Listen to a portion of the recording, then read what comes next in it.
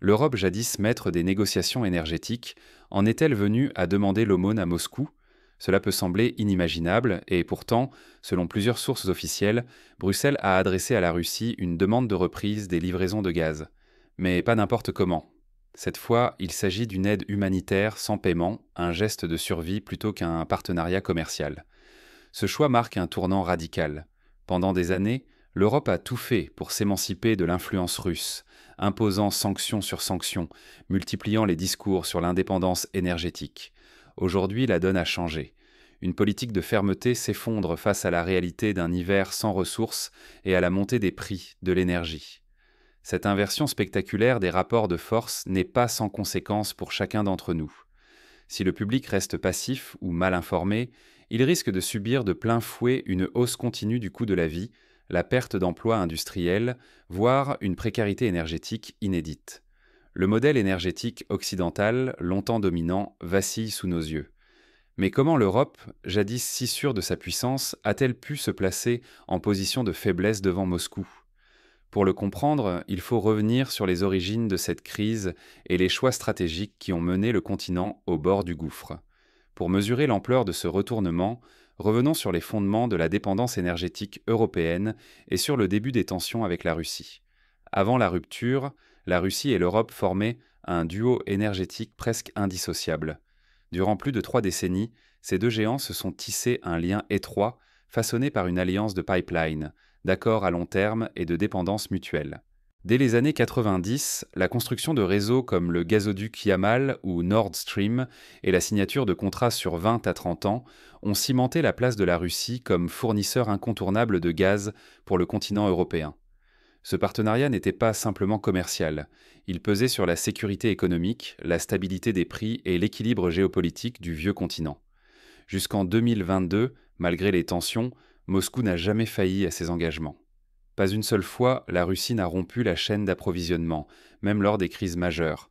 Mais, sous la pression accrue des États-Unis et face à une escalade géopolitique inédite, l'Europe a décidé de rompre ce pacte historique. Sanctions massives, projets communs gelés, résiliation unilatérale de contrats, en l'espace de quelques mois, Bruxelles a fait le pari risqué de couper le cordon énergétique. L'Union européenne a brandi la diversification comme remède miracle, cherchant à remplacer le gaz russe par des alternatives venues notamment d'Amérique ou du Moyen-Orient. De son côté, la Russie a d'abord observé sans réagir brutalement. Ce repli stratégique a laissé croire à certains que Moscou était prise de court. En vérité, les autorités russes ont discrètement entamé une vaste réorientation de leurs exportations vers l'Asie, en particulier vers la Chine et l'Inde, mais aussi vers d'autres marchés émergents. Ne pas saisir l'historique de cette interdépendance, c'est risquer de mal interpréter la profondeur du bouleversement actuel. Ce qui se joue dépasse la simple question d'approvisionnement. C'est un séisme pour l'économie européenne, le coût de la vie, la compétitivité industrielle et la place de l'Europe dans l'ordre mondial. Mais quelles ont été les conséquences concrètes de ces choix politiques et économiques? Découvrons l'ampleur du problème qui a explosé en Europe.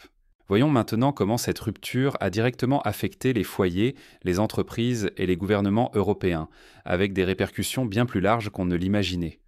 L'indépendance énergétique européenne, un mirage qui se dissipe brutalement? La question ne se pose plus. La crise énergétique frappe l'Europe de plein fouet, révélant combien la sortie du gaz russe est loin d'être maîtrisée. En l'espace de 2 années, les prix de l'énergie ont été multipliés par 3. Partout, de Berlin à Milan, de Paris à Marseille, les usines ferment ou tournent au ralenti, incapables de supporter des factures d'électricité et de gaz devenues astronomiques. L'industrie, jadis moteur de la prospérité européenne, voit sa compétitivité s'effondrer, tandis que la croissance économique ralentit dangereusement. L'ampleur de la crise touche sans distinction les grandes économies occidentales. L'Allemagne, malgré sa puissance, ferme des sites chimiques et métallurgiques. L'Italie coupe l'éclairage public et réduit l'activité industrielle de 20%. Même la France, championne du nucléaire, doit composer avec des réacteurs vieillissants et des pics de consommation qui mettent le réseau sous tension. Pourtant, l'Europe n'est pas restée les bras croisés. Importation massive de gaz naturel liquéfié venu d'Amérique, déploiement accéléré des énergies renouvelables, diversification à marche forcée. Tout a été tenté pour remplacer le gaz russe. Mais rien n'y fait. Le gaz américain coûte jusqu'à 3 fois plus cher et le solaire ou l'éolien ne peuvent suffire à passer l'hiver. Les stocks sont bas, la dépendance demeure. Dans ce contexte, la demande d'aide gratuite adressée à la Russie marque un tournant sans précédent. Après avoir rompu les contrats et imposé des sanctions, Bruxelles implore désormais Moscou de rouvrir le robinet, ne serait-ce qu'à titre humanitaire, avant les grands froids. Cette requête, qui aurait semblé impensable il y a seulement 2 ans, met à nu l'impasse stratégique et diplomatique dans laquelle s'est enfermée l'Union européenne. Derrière ces tractations se cache un risque immense, celui d'une désindustrialisation accélérée, d'un chômage de masse et d'une perte de souveraineté énergétique pour le continent. À mesure que les multinationales déplacent leurs usines vers l'Asie ou l'Amérique, le tissu économique européen s'étiole, menaçant la stabilité de millions de foyers et la place du vieux continent dans le nouvel ordre mondial. Mais alors, face à ce mur, l'Europe a-t-elle encore une marge de manœuvre? Une sortie de crise sans concession majeure est-elle possible? Le temps presse et les choix qui s'imposent à Bruxelles sont lourds de conséquences. Dans la suite, nous verrons quelles options s'offrent réellement à l'Europe et à quel prix. Et si, au fond, le véritable gagnant de la crise énergétique n'était pas l'Europe, mais la Russie. Moscou ne considère désormais plus l'Europe comme une priorité stratégique. Les dirigeants russes l'ont clairement affiché. L'avenir est fait tourner vers l'Asie. Là-bas, la demande énergétique ne cesse de croître, et surtout les contrats sont respectés sans arrière-pensée politique. Les chiffres parlent d'eux-mêmes. En l'espace de 2 ans, les exportations russes de gaz vers la Chine ont bondi de plus de 30%. L'Inde, de son côté, a multiplié par 2,5 ses achats de pétrole russe. Les pays d'Asie centrale, comme le Kazakhstan et le Turkménistan, développent à grande vitesse de nouveaux projets de transit pour acheminer l'énergie russe vers des marchés tiers. Autrement dit, la diversification engagée par la Russie porte déjà ses fruits. Le Kremlin ne dépend plus de Bruxelles pour écouler ses ressources. Pire encore pour l'Europe. La stratégie d'isolement dictée par l'Occident s'est retournée contre ses propres instigateurs. Face aux sanctions et à la rupture des contrats, la Russie a su s'adapter, remodelant totalement ses flux économiques et énergétiques. Pendant ce temps, l'Europe souffre, industries en crise, factures d'énergie multipliées, délocalisations massives vers l'Asie ou l'Amérique du Nord où l'énergie reste abordable. Cette crise révèle un basculement historique. Le monopole énergétique de l'Occident touche à sa fin.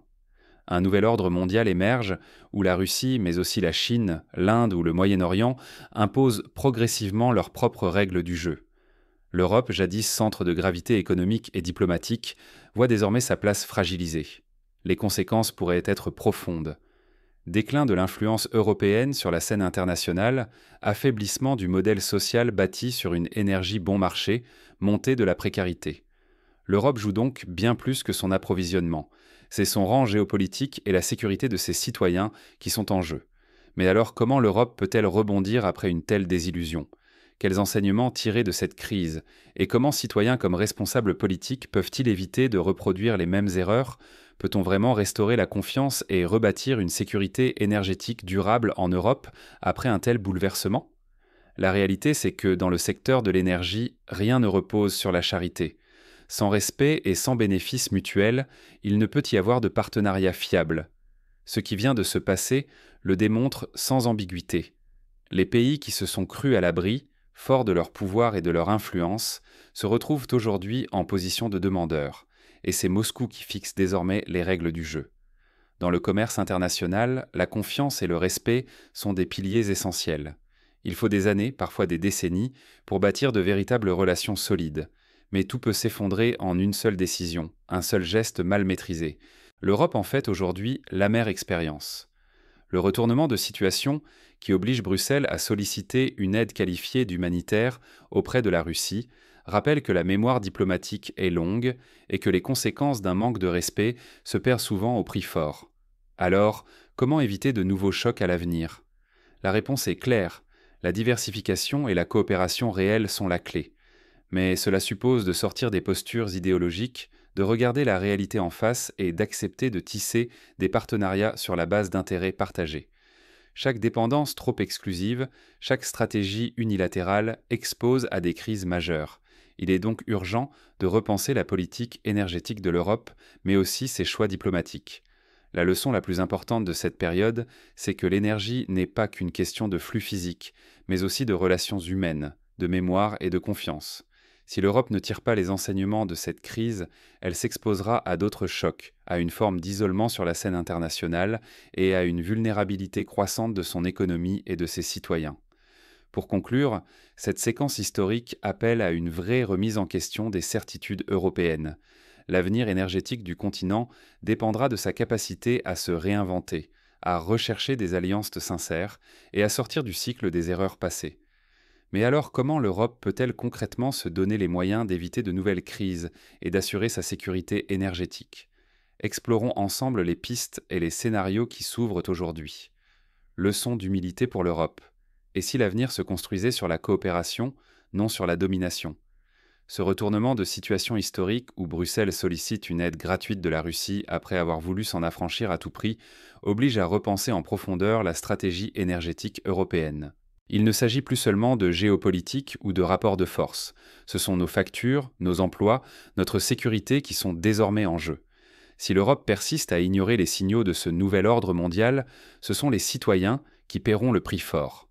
Augmentation du coût de la vie, industrie délocalisée, tensions sociales, les conséquences sont déjà visibles et ne feront que s'accentuer si les décisions politiques restent déconnectées des réalités du marché mondial. La Russie, forte de nouveaux partenariats en Asie, ne dépend plus du marché européen. Moscou impose ses conditions, là où autrefois l'Europe dictait les siennes. Cette inversion du rapport de force révèle une vérité dérangeante. La souveraineté énergétique ne se décrète pas. Elle se construit dans la durée, avec des choix courageux et une capacité à dialoguer même avec ses adversaires. Pour l'Europe, l'heure n'est plus aux certitudes mais à la remise en question. La coopération, l'adaptation et la lucidité seront les clés pour sortir de l'impasse actuelle. Ce qui se joue ici, c'est la place du continent dans un monde où les cartes sont redistribuées. Face à cette leçon géopolitique, il est temps que l'Europe écoute plus, impose moins et prépare enfin une stratégie réaliste. Parce qu'à défaut de s'adapter, ce sont les citoyens et l'avenir du continent qui en paieront le prix.